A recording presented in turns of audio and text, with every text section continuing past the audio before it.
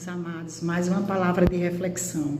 Vamos refletir nessa frase da Bíblia, amantes de si mesmo. O que significa essa frase da Bíblia? Significa hipocrisias, né?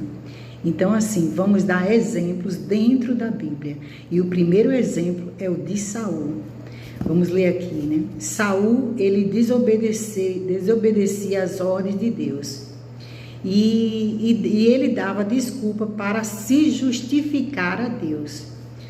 Dava desculpa, ele se justificava seu erro, sempre usando a palavra de Deus. Ele nunca usava desculpa por si próprio, mas ele usava a própria palavra de Deus para justificar o seu erro. Isso era Saul, ele era um rei, né? Colocando a palavra de Deus de volta, né, como sua justificativa, relativando o seu próprio pecado, né? Colocando palavras na boca de Deus, usando sua hipocrisia.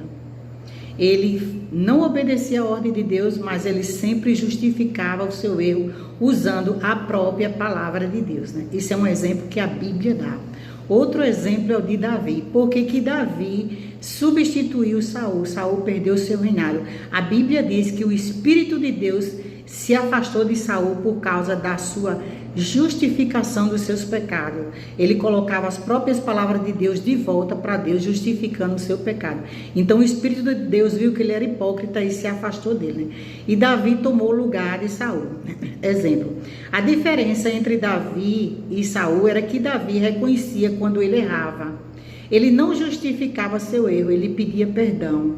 E ele dizia com sua própria boca: pequei contra o Deus Todo-Poderoso. Então, por isso que Deus viu que ele não era hipócrita, que ele reconhecia seu erro, então Deus dava o perdão a Davi, né? Essa era a diferença entre Saul e Davi.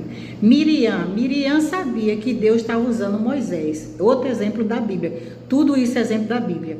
Miriam sabia que Deus estava usando Moisés, mas ela sentia inveja e quis mudar os desígnios do Senhor, né?